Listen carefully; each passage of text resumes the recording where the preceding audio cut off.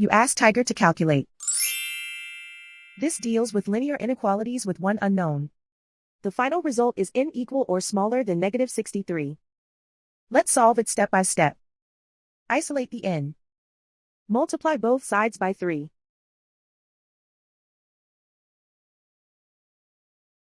Group like terms.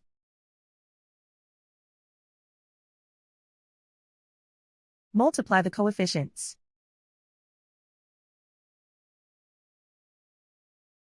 Simplify the fraction.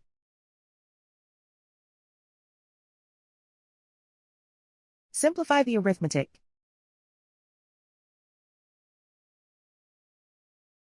Plot the solution on a coordinate grid. And so the final result is n equal or smaller than -63.